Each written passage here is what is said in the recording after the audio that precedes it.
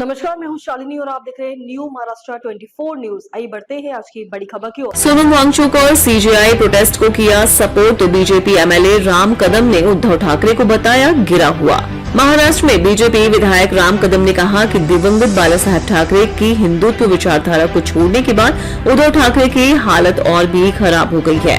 आए दिन कोई न कोई पार्टी छोड़ रहे हैं। अब कॉकरोच जैसे नाम वाली पार्टी समर्थन मांग रही है और उद्धव ठाकरे को उस समर्थन के लिए अपील करनी पड़ रही है। शिवसेना ने सामाजिक कार्यकर्ता सोनम वांगचुक के समर्थन में मुंबई के दादर स्थित शिवाजी पार्क में प्रदर्शन किया और केंद्र सरकार पर लोकतंत्र को कमजोर करने का आरोप लगाया।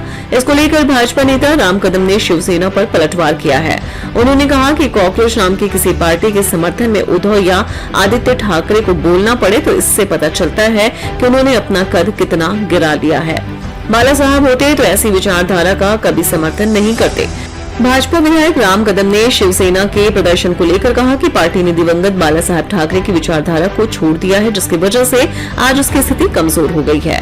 राम कदम ने कहा कि बाला साहब ठाकरे की राजनीति हमेशा अलग पहचान रखती थी और वह अपने सिद्धांतों से समझौता नहीं करते थे, लेकिन पार्टी की स्थिति ऐसी हो गई है कि उसके नेता लगातार पार्टी छोड़कर जा रहे हैं। ठाकरे परिवार को इस बात पर विचार करना चाहिए कि किन कारणों से पार्टी कमजोर हुई और कार्यकर्ताओं के बीच असंतोष बढ़ा है। बीजेपी नेता ने कहा कि एक समय था जब देश के बड़े बड़े नेता मातोश्री जाकर बाला साहब ठाकरे से मुलाकात करते थे, लेकिन आज परिस्थितियां बदल गई हैं।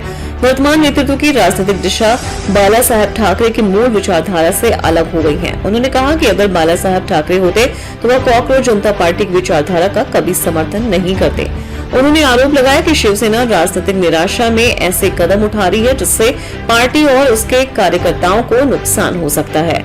उद्धव ठाकरे और आदित्य ठाकरे द्वारा महाराष्ट्र सरकार पर लगाए गए आरोपों पर भी राम कदम ने प्रतिक्रिया दी। उन्होंने कहा कि मुख्यमंत्री देवेंद्र फडणवीस के नेतृत्व में राज्य में विकास कार्य तेजी से हो रहे हैं। उन्होंने कहा कि महाराष्ट्र के गांवों, कस्बों और शहरों में सड़क निर्माण, विकास परियोजनाओं और अन्य बुनियादी सुविधाओं पर काम किया जा रहा है। उन्होंने किसानों के लिए सरकार द्वारा उठाए गए कदमों का भी जिक्र किया और कहा कि विपक्ष को यही विकास कार्य दिखाई नहीं दे रहे हैं। सरकार लगातार नई परियोजनाओं का उद्घाटन और शिलान्यास कर रही है, जिससे विपक्ष परेशान है।